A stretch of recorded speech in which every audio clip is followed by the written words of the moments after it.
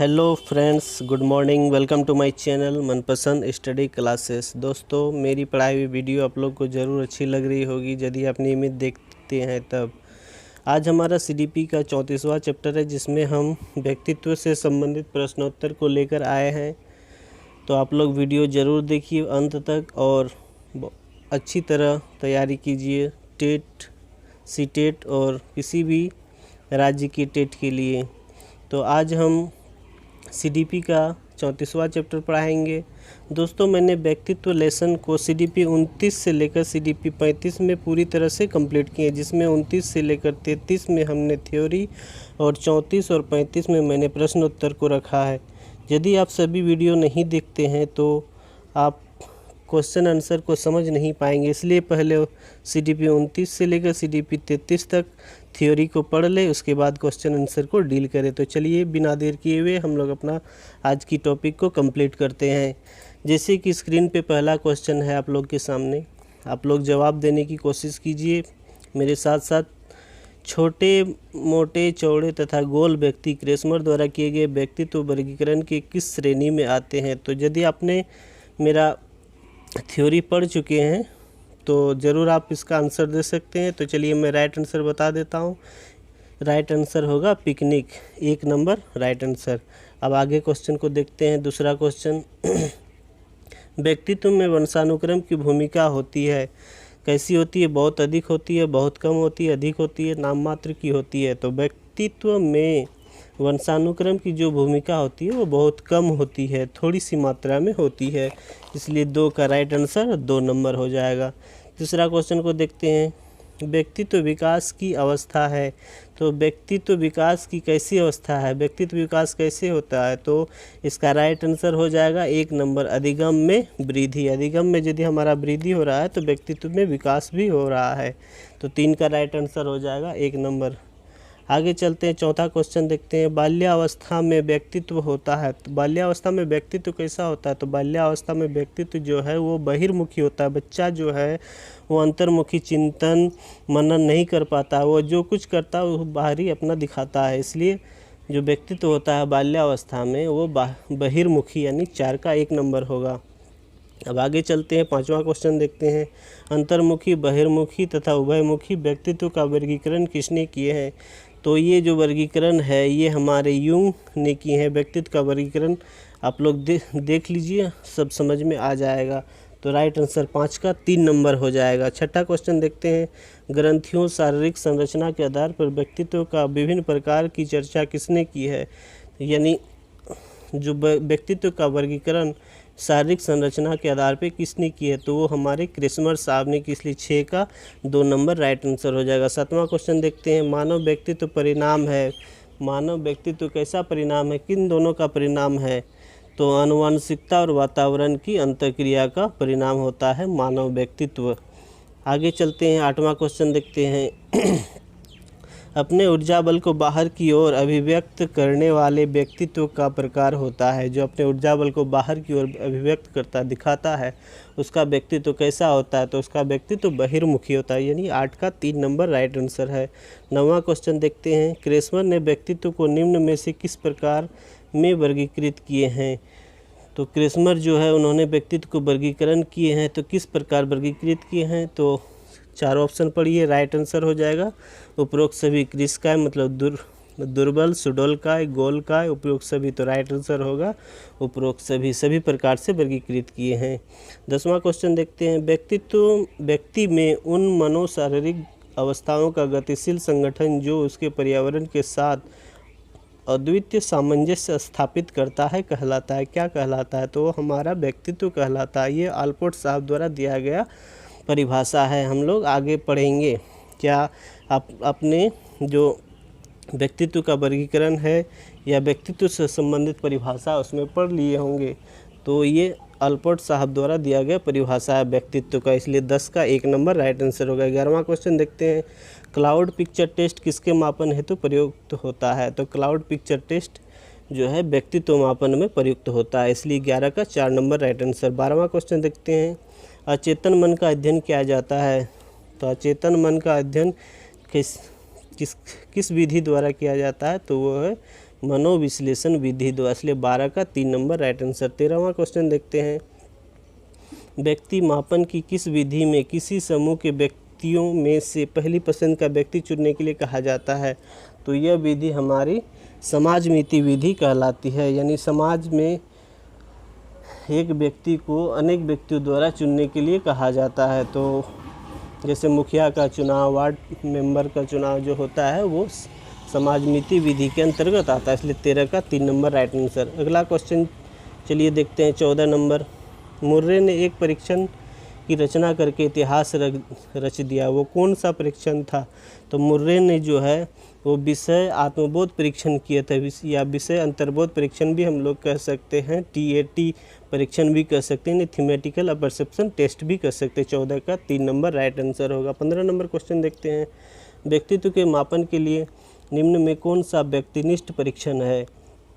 तो व्यक्तिनिष्ठ परीक्षण हमारा जीवन गाथा परीक्षण है, जो है वो अप्रक्षेपी विधि के अंतर्गत आता है, इसलिए 15 का 4 नंबर जीवन गाथा परीक्षण जो है वो व्यक्तिनिष्ठ परीक्षण है, इसलिए 15 का 4 number right answer. 16 number question देखते हैं, निम्नलिखित में से किसने व्यक्तित्व विकास में सामाजिक अधिगम पर बल दिया है? तो व्यक्तित्व विकास में सामाजिक अधिगम पर जो बल दिया है वो बंडोरा साहब थे, अल्बर्ट बंडोरा, जिनका पूरा नाम है। अल्बर्ट बंडोरा का सामाजिक अधिगम मैंने पहले भी पढ़ा चुका है, यानी CDP 11 में आप लोग जाके देख सकते हैं। सामाजिक अधिगम जो सिद्धांत दिए हैं अल्बर्ट बंडोरा द्वारा, इसलिए 16 का 1 नंबर राइट आंसर हो जाएगा। 17 नंबर क्वेश्चन देखिए, व्यक्तित्व शब्द किस भाषा के शब्द से बना है? तो व्यक्तित्व जो शब्द है वो लैटिन भाषा से बना, इसलिए 17 का 4 नंबर आंसर राइट होगा। अब 18 नंबर क्वेश्चन देखते हैं, व्यक्तित्व में किस प्रकार का गुण शामिल होता है? तो व्यक्तित्व जो है वो कैसा गुण है? तो वो हमारा शारीरिक और मानसिक गुण शामिल होता है व्यक्तित्व में, इसलिए 18 का 1 number right answer. 19 number question देखते हैं, व्यक्तित्व व्यक्ति की व्यवहार की समग्र विशेषता है, यह किनका कथन है? तो यह कथन हमारे वुडवर्थ साहब ने दिए हैं। ये परिभाषा आप लोग देख लीजिएगा, याद रखिएगा, 2-3 बार पढ़िएगा तब याद होगा। तो 19 का 2 नंबर राइट आंसर होगा। 20 नंबर क्वेश्चन चलिए देखते हैं, इसमें भी एक परिभाषा है, व्यक्तित्व व्यक्ति की जन्मजात और अर्जित प्रवृत्तियों का योग है, यह किनका कथन है? तो यह कथन हमारे वैलेंटाइन साहब ने दिए थे। तो परिभाषा आप लोग याद रखिएगा। आगे चलते हैं, 20 का 3 नंबर राइट आंसर हो जाएगा। 21 नंबर क्वेश्चन देखते हैं, सबसे पहले व्यक्तित्व को वर्गीकृत करने वाले मनोवैज्ञानिक थे? तो हिप्पोक्रेट्स जो मनोवैज्ञानिक थे उन्होंने सबसे पहले व्यक्तित्व को वर्गीकृत की, इसलिए 21 का 1 नंबर राइट आंसर हो जाएगा। अब 22 नंबर क्वेश्चन पे चलते हैं, निम्नलिखित में से कौन सा व्यक्तित्व का वर्गीकरण हिप्पोक्रेट्स का वर्गीकरण नहीं है? जो हिप्पोक्रेट्स ने वर्गीकृत किए हैं व्यक्तित्व को, वो 4 भागों में किए थे, जिसमें से काला पित्त, पीला पित्त, लाल पित्त और एक कफ जिसे कहा जाता है वो था, लेकिन हरा पित्त उसमें शामिल नहीं था। तो राइट आंसर मेरा 22 का 3 नंबर हो जाएगा। आगे चलते हैं, क्रेसमर ने व्यक्तित्व का वर्गीकरण कितने भागों में किए? तो क्रेसमर ने व्यक्तित्व को 4 भागों में बांटे थे। कौन कौन सा भाग था? पिकनिक, स्थनिक, एथलेटिक और डायसियोलॉस्टिक मिश्र का जिसे भी कहा जाता है, इसलिए 23 का मेरा राइट आंसर 2 नंबर हो जाएगा। अब 24वां क्वेश्चन देखते हैं, निम्नलिखित में से कौन सा व्यक्तित्व का प्रकार क्रेसमर द्वारा किए गए वर्गीकरण का प्रकार नहीं है? तो क्रेसमर ने जो वर्गीकरण किए हैं उसमें कौन सा प्रकार नहीं आता है? तो पिकनिक आता है, एंडोमॉर्फिक नहीं आता, पिकनिक, एथलेटिक, स्थैनिक ये सब, और एक डायसियोलॉस्टिक है, लेकिन एंडोमॉर्फिक नहीं आता, इसलिए 24 का 2 नंबर राइट आंसर हो जाएगा।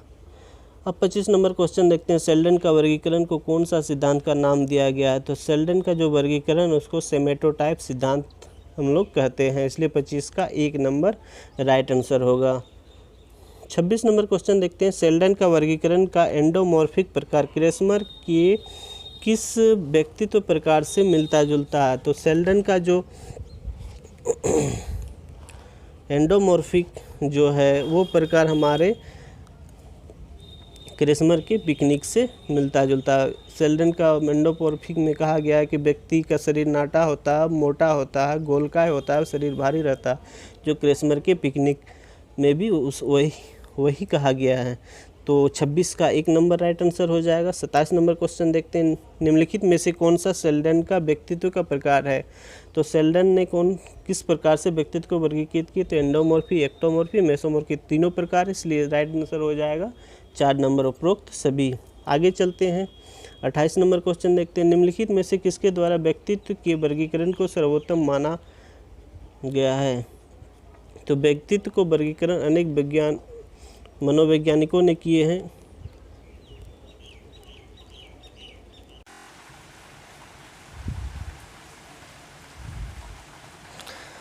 तो चलिए 28 नंबर क्वेश्चन देख लेते हैं, निम्नलिखित में से किसके द्वारा व्यक्तित्व के वर्गीकरण को सर्वोत्तम माना गया है।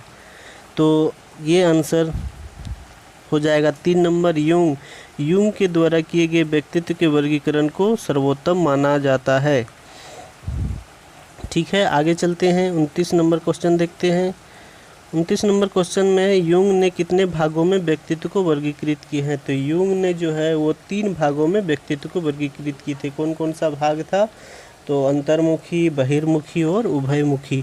तो 29 का 2 नंबर राइट आंसर हो जाएगा। अब चलते हैं 30 नंबर पे, निम्नलिखित में से कौन सा यूंग के व्यक्तित्व के वर्गीकरण का प्रकार नहीं है। तो यूंग ने जो व्यक्तित्व को वर्गीकृत किए थे उसमें अंतर्मुखी था, बहिर्मुखी था, उभयमुखी था, लेकिन सर्वमुखी नहीं था, इसलिए 30 के अनुसार राइट आंसर मेरा 4 नंबर हो जाएगा। आगे चलते 31 नंबर क्वेश्चन देखते हैं, कलाकार, शिक्षक, व्याख्याता आदि में अधिकतर किस प्रकार का व्यक्तित्व पाया जाता है। तो कलाकार, शिक्षक, व्याख्याता आदि जो होते हैं वो बाहर अपना व्यक्तित्व प्रदर्शित करते हैं, इसलिए बहिर्मुखी कहलाएगा। 31 का 2 नंबर राइट आंसर है। अब 32 नंबर क्वेश्चन पर चलते हैं, स्प्रेंगर ने व्यक्तित्व का वर्गीकरण किस आधार पे किए थे। तो स्प्रेंगर ने जो व्यक्तित्व का वर्गीकरण किए थे वो अपने समाज शास्त्रीय आधार पे किए थे। तो राइट आंसर 33 का 2 नंबर हो जाएगा। आगे चलते हैं, 34 नंबर क्वेश्चन को हम लोग देखेंगे, निम्नलिखित में से कौन सा स्प्रेंगर का वर्गीकरण का प्रकार है। तो स्प्रेंगर का वर्गीकरण का प्रकार हम लोग पढ़े थे, 6 प्रकार से उन्होंने व्यक्तित्व को वर्गीकृत किए थे, सैद्धांतिक प्रकार, आर्थिक प्रकार, सामाजिक प्रकार, राजनीतिक प्रकार, सौंदर्यवादी और धार्मिक प्रकार। तो 6 प्रकार में तो 3 प्रकार है, इसलिए राइट आंसर हो जाएगा उपरोक्त सभी। आगे चलते हैं, 34 नंबर क्वेश्चन देखते हैं, 35 नंबर क्वेश्चन देखते हैं, व्यापारी, दुकानदार, उद्योगपति आदि स्प्रेंगर के व्यक्तित्व वर्गीकरण के किस प्रकार के अंतर्गत आता है। तो ये स्प्रेंगर के व्यक्तित्व वर्गीकरण के आर्थिक प्रकार के अंतर्गत आता है, इसलिए 35 का 2 नंबर राइट आंसर हो जाएगा।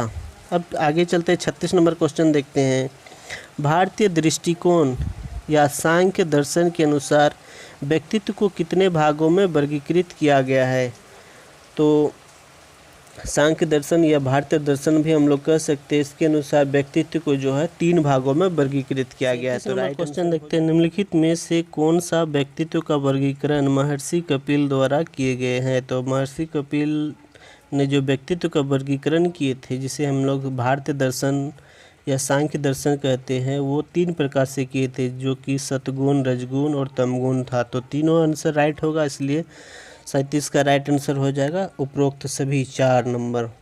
आगे चलते हैं, 38 नंबर क्वेश्चन देखेंगे, इनमें से कौन सी व्यक्तित्व मापन की विधियां हैं। तो व्यक्तित्व मापन उसकी विधियां में हम लोग प्रक्षेपी विधि भी पढ़ते हैं और प्रक्षेपी विधि भी पढ़ते हैं। तो राइट आंसर हो जाएगा 3 नंबर दोनों विधि। आगे चलते हैं, 39 नंबर क्वेश्चन देखते हैं, व्यक्तित्व मापन की प्रक्षेपी विधि के अंतर्गत कौन सा परीक्षण आता है।